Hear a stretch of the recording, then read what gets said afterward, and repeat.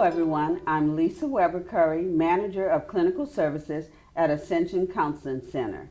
You're watching Ascension Counseling Center's video newsletter, where we talk about the services we offer and how you can benefit from them. Thanks for joining us. July is Alzheimer's Awareness Month, and Suzanne Hamilton, Director of Ascension Counseling Center, is here to talk about 10 ways to keep your brain sharp. Please stay with us for the next half hour or so. Our newsletter begins right after this message. Ascension Parish, a parish steeped in tradition. It's a place where generations of families have continued to enjoy a lifestyle that centers on community living and community celebration. It's a place where we care about each other and we care about ourselves. For more than 50 years, the Ascension Counseling Center has continued the tradition of helping individuals and families change behaviors and change lives. The Ascension Counseling Center. Welcome back, and thanks for staying with us. Hi, Suzanne. Hi, Lisa. It's so great to have you back. And today we're going to talk about a really important topic that's become predominant in a lot of our lives now. So we're going to talk about Alzheimer's, which is Alzheimer's Month this month. So you're going to share with us 10 tips to keep our brains sharp. I am. I'm going to share some tips with you, and I'll talk a little bit about Alzheimer's before we do that. Alzheimer's and other dementias are growing, and it's not really sure what exactly causes that. So we can't really say that any of these things that we're going to talk about are going to prevent it, but they have been shown to strengthen the brain, which is very helpful. And if we think about Alzheimer's and the brain, your brain is kind of like a string of Mardi Gras beads, right? So it's got all of these beads and they're connected by a string. And so that's like your brain cells. The brain cells are all connected to each other by little strings. And what happens in Alzheimer's is those strings get tangled up so that the message doesn't go from one bead to the next one, and doesn't like flow in the normal pattern. In a normal pattern, if you're thinking about moving your arm or even speaking like what we're doing, turning your head, it starts as an impulse in one area of the brain, in one of the brain cells, and then it goes to all the other brain cells, and they all connect, and they all work together, and then our body moves, or we talk, or we have a feeling, an emotion. And so what happens is the brain cells get disconnected in a way because the threads between them get tangled and the messages don't go all the way through. And it's why people have different disabilities whenever they have any kind of dementia. Some people have difficulty with their speech, and other people, like if they have a stroke, they might have difficulty with movement. It depends on which part of the brain is affected as to which what the outcome will be. What the outcome will be, yes. So it's very important, and Alzheimer's is kind of a genetic, but also there are some other components that go with it. They find that it goes hand in hand with people who have diabetes, other things like that. So that's what we're going to talk about today, how we can reduce some of the risk factors and hopefully stave off any kind of dementia or Alzheimer's or anything along that line. Okay, because ultimately we want to increase our cognitive functioning as best we can. So let's start talking about the tips that can help. All right. The first one is break a sweat. And we've all heard this one over and over, and this is the one we're most resistant of. I'm thinking about exercise clothes. Yes. Okay. Yeah, we got to get the clothes, we got to get the activity, we got to find an activity to do. But really what we're talking about here is not really like stretching or yoga or one of those kind of things. We're talking about cardiovascular exercise. So raising that's that going heart to raise the heartbeat, cause us to break a sweat, cause us to have, we want to be at the point where we're having a little difficulty holding a conversation. That whenever we know that happens, then we know that we're exercising at the right level. And so what that does is exercise, when the heart rate gets up and the breathing gets up, there's a lot of different advantages. It strengthens our lungs, it strengthens our heart, but it also strengthens the brain. It really just gives the brain a wash of blood flow. Right. And so exercise is really important for your brain, not just your heart and your lungs and your weight and all those other things. Right. But and it doesn't have to be anything Strenuous. Complicated, Yeah. but find something that you enjoy doing. And my husband and I try to walk every evening, and I have to admit I'm not great at it. I'm not really consistent. He'll ask me a lot of times, do you want to walk? And I've got an excuse not to. So he needs to move from saying, do you want to walk, to saying, come on, let's and he go does walk. that sometimes, and that's Okay. more effective. And Yeah. having a partner who'll go with you is a really important thing in being able to exercise. So if you can find somebody who would like to do it with you, that's an excellent way to do it. But it is going to give you a lot of health benefits, including strengthening your brain. And, as we get older, even if we don't have dementia or some type of anything anything related along to that cognitive line, decline, yes, we just get forgetful, and I'm forgetful, so this is very important. It just kind of gives the brain a nice little wash of blood flow, and it keeps it active. Great, great. And not to mention, an extra benefit is it releases the positive endorphins, which Absolutely. contribute to our happiness. Yes. So there's an all-around benefit to breaking out a sweat, as you say. So many benefits that we just have to give up our excuses. Right. Grab a buddy and go for it. And go, yes. Okay, another tip is hitting the books. What are we talking about Well, here? what we're talking about is learning, and that's exercising your brain. So we've talked about exercising your body, but really you need to exercise your brain as well. And whenever we're talking about hitting the books, we're talking about learning something. So going back to school, you can learn take a class at RPCC. You can take a class online. You can do anything like that. You can learn a hobby, anything that challenges you to learn. And what they found with the brain is that whenever we learn new things, we're actually building new pathways in our brain. Okay. So we're actually increasing our brain power as we're learning something new. So as we're, maybe some of our brain pathways are declining, we can be building some new ones. That's a wonderful thing to do. When you're engaged in learning, you feel better. You feel a sense of accomplishment, and you actually do feel your brain getting stronger. It's like, oh, I didn't know I can do that, and you want to learn more. And all in all, it has great benefits to it. Yes, and people who've been teachers seem to have a natural protection and live a long life and stay cognitively well. And so anything that is a learning opportunity, and you can pick up how-to books at the store, at Amazon, anything like that allows you to learn.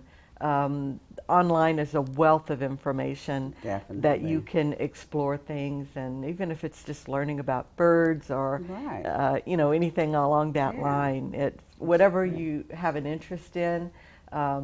Start learning about it. You can do that in an organized way with a book or a manual, or you can just search online for things to learn about. There are a lot of places that offer painting where you can go in with friends and paint. So anything you're interested in doing, go out and do it. There's probably an avenue somewhere for it already organized. It just takes a little research. And research also helps your brain, because your brain is actively working to get the knowledge that you need. So that's right. And if you have any kind of health problem, doing research online, that counts. Anything like that where you're learning and researching can be helpful along that line. So those are the kind of things that we're talking about. Any kind of class or learning opportunity that you can involve yourself in. Once again, it's another opportunity to grab a friend and go learn something new. Yes, it is an opportunity, and LSU has continuing education, community education. St. Elizabeth Hospital has community education, and so both of those are opportunities to explore, to learn different hobbies and different skills and languages. You can learn to speak French. You can learn to paint. A lot of things like that are excellent opportunities for us. It's available. We just have to take advantage of it. That is great. So the next one is butt out. Well, that has to do with smoking, and of course we all know that smoking is bad for us. We hear that over and over and over. So here it is again. Yes. Smoking is bad for your brain, and it cuts off some of the oxygen flow. And so whenever we quit smoking, we actually reduce our risk level to someone who's never smoked before. And so it's, if you can stop smoking, you increase the blood flow to your brain, and it gives you the opportunity to heal your brain and your lungs. I mean, you know, again, this is one of those things that has opportunities for healing in so many areas, not just the lungs, but cancer and all of those other things in it. So it definitely will help your brain to get off of cigarettes. And while we're talking about it, let's just say, you know, at our agency we have a free stop smoking class, and we provide the nicotine patch free of charge. And if that's something you're interested in, Lisa leads that group. She does an excellent job with that.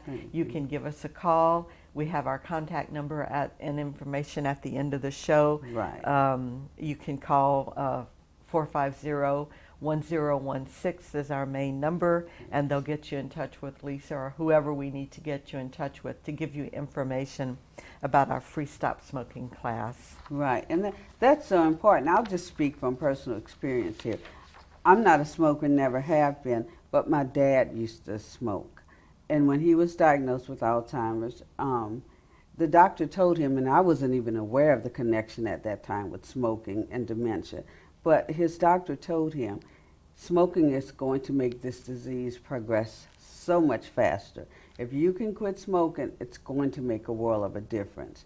We walked out of the doctor's office, he dropped the cigarettes in the trash can, never looked back. And he was smoking Lucky Strikes of all, you know, that's no filter. Yeah, so he threw them away, and I have to admit, we saw a significant difference. His disease did not progress as quickly, and he could remember all of us. So I think that is so important. If you can put the cigarettes down, it really makes a difference. It does. Yeah. So butt out, and we'll go on to the next one, which is follow your heart. Well, actually, this is again about the cardiovascular disease. There is a connection between cardiovascular disease and stroke and dementia. And so things like high blood pressure, diabetes, obesity, all of those have a negative impact on our brain. And if we take care of our heart, we're also going to be taking care of our brain. And again, those are so tied together. We've talked about that already, about how, you know, exercise affects your heart and your brain and your lungs. And so making sure that you're eating right and taking care of your heart. If you have any kind of heart condition, do what your doctor's telling you to do. I mean, I know people that have had heart problems, and some did what the doctor said, some people don't. Do what your doctor tells you to do. It's going to make a big difference, not only in your heart, but in your brain health and in your health overall. Once again, it affects all the other organs in your body, so if we take care of our heart, the rest will follow. And I think it's important to point out that it's just not for the individual person to take care of himself, but your illness, your health-related issues affect all of your family members. So at least if you're not ready to do it for yourself, think about family members and start to do it for them. And that's an excellent point, because your family members worry about you. Your family members, if you may feel like they're nagging you, but actually what they're trying to do is help you to be your best self and help you to be as healthy as possible. And remember that, you know, your family members, when your health declines because you're smoking and not taking good care of yourself, it's your family members who are going to be your caretakers. And so, you know, they have a vested interest. They want you to be healthy just because they love you, but they also are going to be the ones who are going to care for us whenever we get older. So we need to make sure that we're doing everything in our power to remain as healthy as we can for as long as we can. We don't want to be in that situation where physically we live for so much longer than our brain is it's prepared to be there, and the rest of our body. because it can really be challenging for caregivers. And besides, we love our family members and we want them here with us. Yes. Yeah. And we're setting, that's an excellent point there, that we want our family members with us.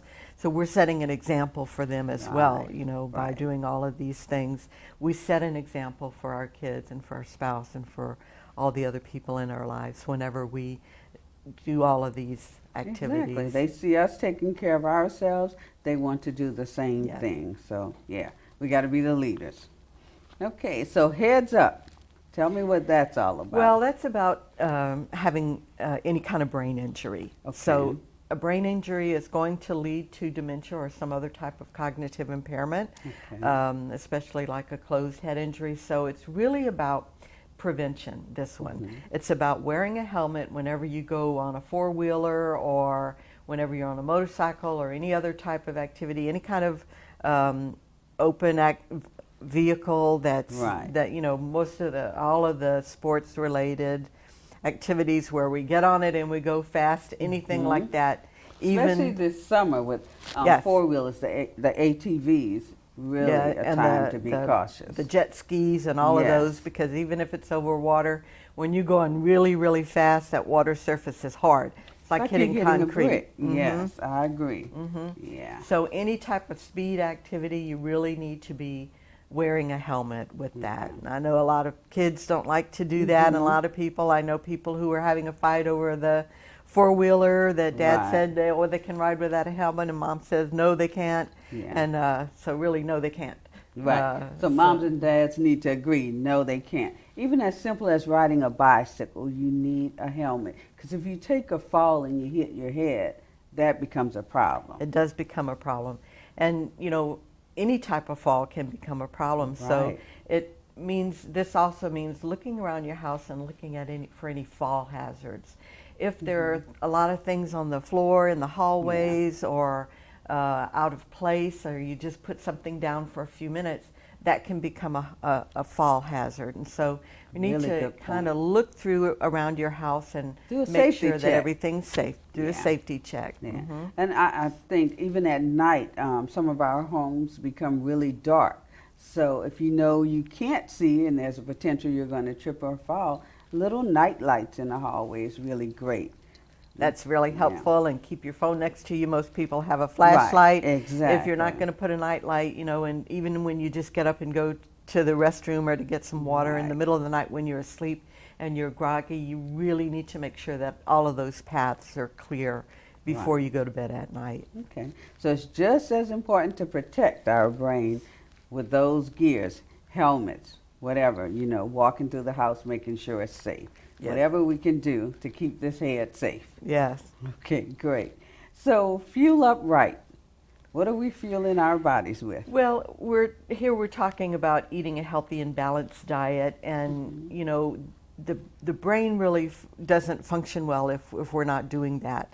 And you know, we're creatures of habit. We kind of get in the habit of eating the same few things over and over because that's what we do. That's even though we're bored with it, yes, we still absolutely. do, yes. And so it's really important that we get a variety of foods and fruits and vegetables, and if you're limiting carbohydrates or you know, limiting fats, making sure you're getting protein, because that's really important to build up the brain. And so making sure that you're just eating a variety of foods. And if you can't tolerate vegetables, try something like a V8 juice, something like that will be helpful. There are or even ways if you to get your vegetables. just you know, put a sauce on those vegetables, put a little butter on it, if it's going to help you to eat it, you know, because you need the variety if your brain is going to work well. And there are actually studies that show that people's emotional health is tied to their eating habits. There are some research that shows that depression has been linked to poor eating habits, and that when you eat a well-rounded diet, a lot of times depression will lessen or clear up altogether. So a lot of the emotional heaviness that we have is a result of starving the brain, starving the emotional centers of the brain. And we've talked about that a little bit before, that The brain is the originator of our emotions. The Yes. spot in the brain, right in the center of the brain, that controls emotions. And so, Yes. if we're not nourishing that, then we're not getting. We're going to be a little bit down. We're going to be depressed. We're not going to be balanced emotionally. Exactly. And when we haven't eaten a balanced meal, we're not eating regularly like we're supposed to, you start to feel really tired, which ends up making you feel lethargic. And all that does affect the brain and your emotions. So, I mean, everything comes right back to the brain. There's just no way of avoiding it. We forget about how important it is. You Yes. know, it's one of our most important organs in the body. Of course, we need them all. Yes. But you know, the brain, we have to Because make the sure brain that controls everything. it does. It controls everything. Okay. And you say the Mediterranean diet and the Mediterranean dash have been shown to be really good, healthy ways to keep your brain healthy as well? Yes, because they focus a lot on fruits and vegetables, and cutting down on fats seafood and lean yeah. meats and those kind of things. So Okay. those are healthy foods, and fish is very good for your brain. Right. Fish oils are good, and you can take a capsule if you don't like fish. You know, Right, it'll exactly. you know, those kind of things you need. If you can't eat the foods, make sure you're getting good supplements and good vitamins to make up for the things that you're not going to be eating. Yeah, because there's vitamins out there to make up for most of the things we Everything. need to get in our bodies. The only thing I would caution with vitamins is that you check with your doctor, because you don't want to have your vitamins interacting with any prescription That's meds. an excellent point, Yeah. because they can. So Yes. when a doctor asks you what you're taking, you need to always let them know what supplements and vitamins you're taking as Exactly. well, because some of them can interact. And if you're Right. curious, if you're taking meds right now and you want to add some kind of supplement, then ask your pharmacist Yes, as that's well. also The a good pharmacist resource, or the yes. doctor can let you know if it's safe to take those supplements. Okay, good. So get busy with that part and continue to get our brain healthy. You also talk about catching some Z's. Yes, We need elusive sleep. We need to make sure that we're getting enough sleep. If we don't get enough sleep, our brain is not going to function well. And so we need the sleep to rest our brain and to re-energize it, to rejuvenate it, Yes. and to heal it. And so if we're not sleeping, then it's going to cause problems with both memory and thinking. And that's Yes. not even long term, that's short term. If we're not sleeping, we'll notice that we're not concentrating, not being able to pay attention, not being able to focus. Right. We'll notice all of those things. And so sleep is very important in helping our brain to be able to function very well. Yeah. I think most people just think of sleep as, oh, it's just my time to rest so I can get up and do my day all over again. But there are so many important things that take place in the brain when we're sleeping. And the body kind of heals itself while we're Yes. sleeping, because everything kind of shuts down, and the brain can kind of focus. It does those automatic things like keeping our heart beating and Right. keeping us breathing, but it can kind of focus on healing on the areas that need that. And most people, I think most people recognize that when you felt bad and you sleep, you feel better when you wake up, Right. and that's because the body and the brain are healing themselves while we're sleeping. Yeah. So it's very important that we get some Definitely. sleep. And let our bodies restore. Yeah. Great. And it's also important to take care of our mental health as well. Yeah, and you know, we've talked about this a little bit. Some studies have linked depression with cognitive decline. So we've talked about, you know, it being tied to diabetes, but other studies are showing that people who get dementias are also depressed, have a history of depression. And so it's really important to seek out medical help if you find yourself depressed for a long period of time. And if you find yourself, and we kind of consider that 2 weeks. If for 2 weeks you're depressed, you can't get out of bed, you can't take care of yourself, you can't feed yourself, you're feeling overwhelmed, those kind of symptoms, you can't sleep, you can't eat, Yes. then you really do need to seek treatment. And that is, again, one of the things that we can help you with at Ascension Counseling Center. So even if you're not sure if you have the kind of depression that needs to be treated, you can come in and just talk with a counselor one time, and they might say, well, no, what you're going through is normal. The situation you're in, it would be normal for anyone to feel depressed, and it hasn't been going on for very long.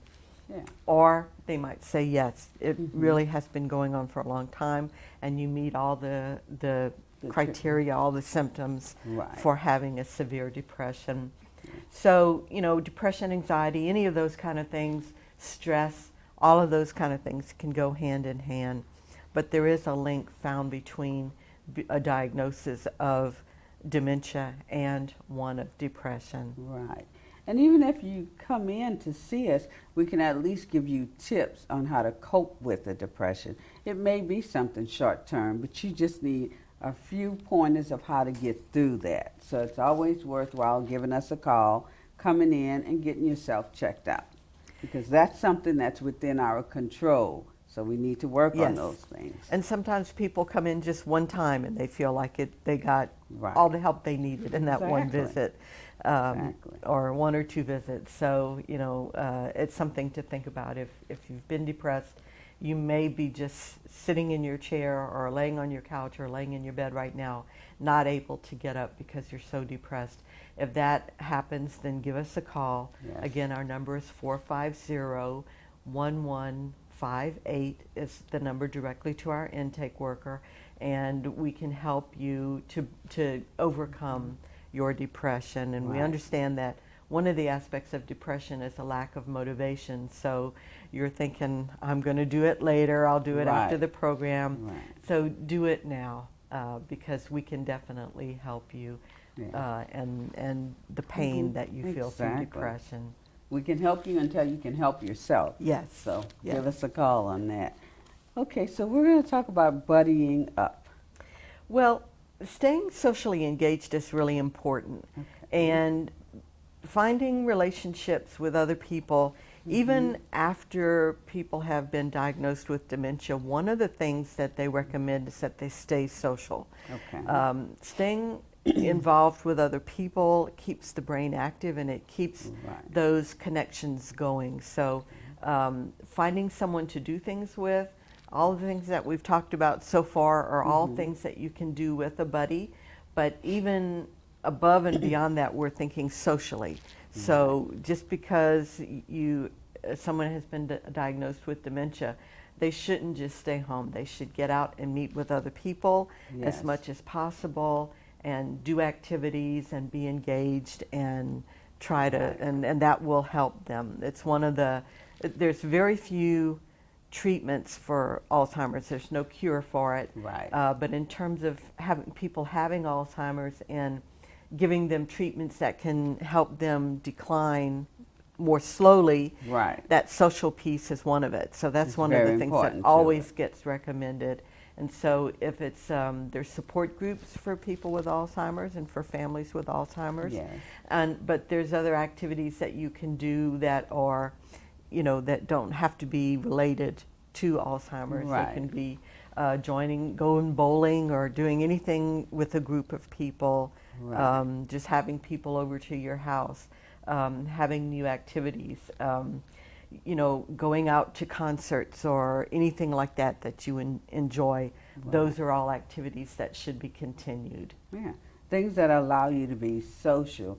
And I know we think of dementia and Alzheimer's as a disease that occurs with the elderly, but it can occur with younger people as well. And I was just reading a story online. This lady was in her 50s, and she was talking about how difficult it is to make friends, which we know is an important piece to fighting dementia. So there are so many ways, as you were talking about. Go and volunteer in your community. Stop and talk to a neighbor.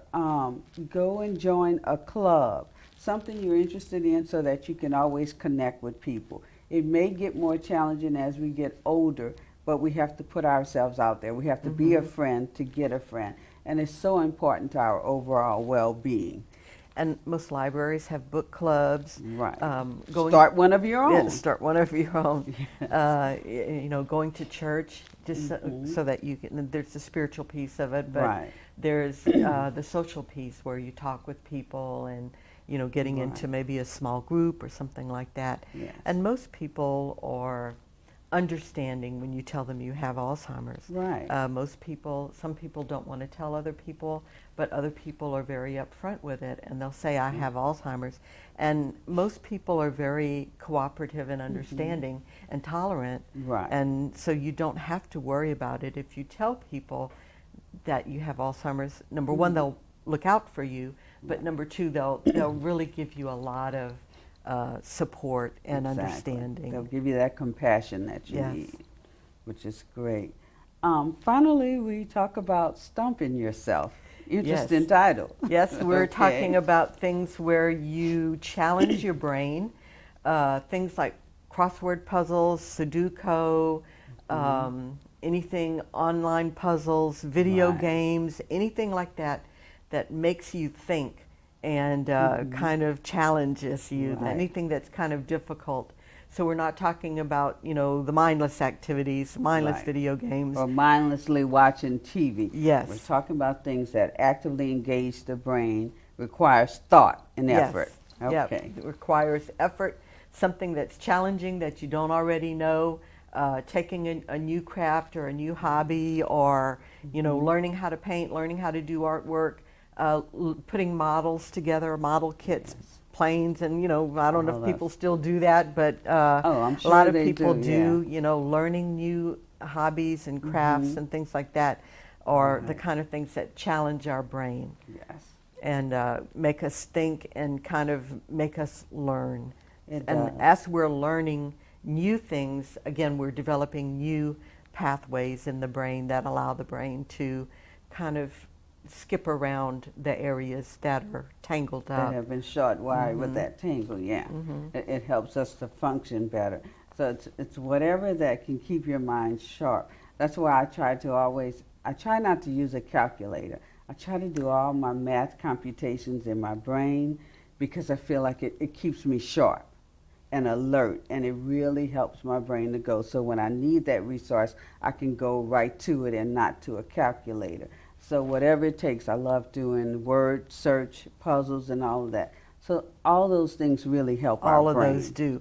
And you can actually go online and download worksheets with Sudoku and word search and math problems. There's some educational sites that you can go to, and they'll give you math from grade 1 to grade 12. You know, we probably are not at the 12th grade level anymore after we've been out for quite a while, but you can get math problems online and then learn how to just take your time solving them. I had a friend, she was a math teacher, she would do math problems in the evening just to relax, you know. Exactly.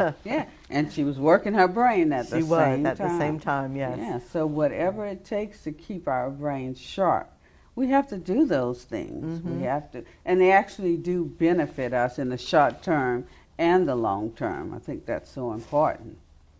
And so, you know, that's pretty much what we had planned to tell you about today. But we do want to say that, you know, if you find yourself, if you've been diagnosed with Alzheimer's, or if you're a caregiver for someone with Alzheimer's, we definitely understand that, and we can work with you. And it affects so many families in this parish, in Ascension Parish, and around in this area. And there are several very good Alzheimer's support groups and organizations that we can get you connected with, and I think we may have the links to some of those on our website, but we'll put those on there. I'll put those on our website. So when you get our website information, there'll be some links to some of the Alzheimer's associations in this area, and they have some additional information there about keeping your brain sharp and different ways to do that for both the person who's been diagnosed and for the family members as well. Right, because it's so important that not only the person who's been diagnosed, but that the family members have the help and support they need, and they have the knowledge about the illness as well. In preparation for us talking about this today, I kind of ran across what's called Alzheimer's communication. And it's to teach families, friends, support groups how to communicate with anyone with a cognitive disability. And they offer 10 simple steps that I'm just going to go through right quick. Good. One is never argue with someone who has Alzheimer's, but instead agree with them, because arguing just confuses them even more. Mm-hmm. The second one is never try and reason with someone. Instead, divert their attention from what's causing the confusion. Third, never shame them because they're unable to remember or understand what you're trying to get them to do. Instead, distract them. Give them something else that you know that they can actually do. Never lecture them. Instead, reassure them. Be comforting. Support them. Have compassion for them.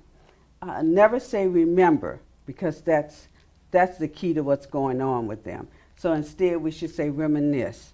Let's talk about when the family did this.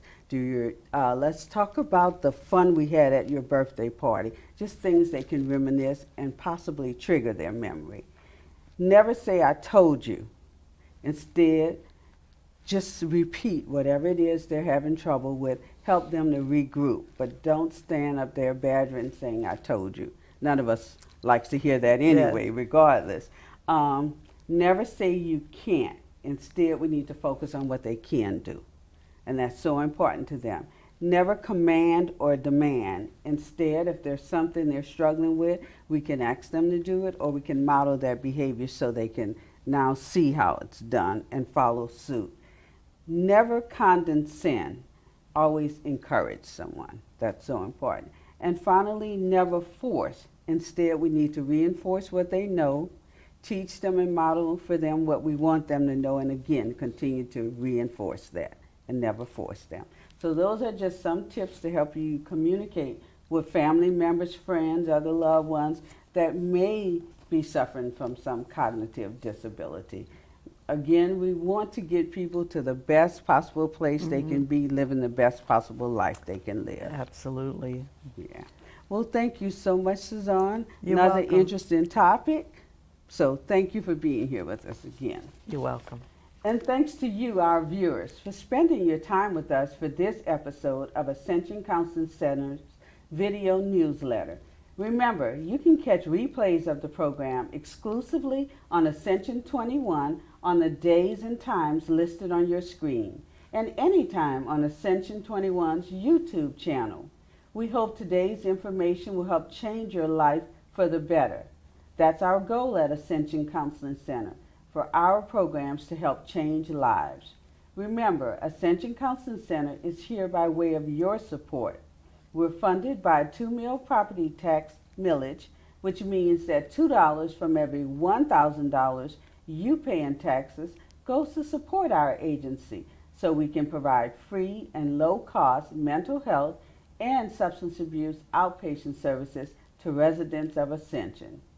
We're located in Gonzales at 1112 Southeast Ascension Complex Boulevard, off Worthy Road, across from the courthouse and next to the health unit. You can reach us by calling 225-450-1016. You can also find us on the web at ascensionparish.net/MH and on Facebook at Ascension Counseling Center. You can also hear us on KKAY AM 1590 every Tuesday from 10 to 10:30 a.m. Thanks for your support, and until next time, from everyone at Ascension Counseling Center, thank you for watching.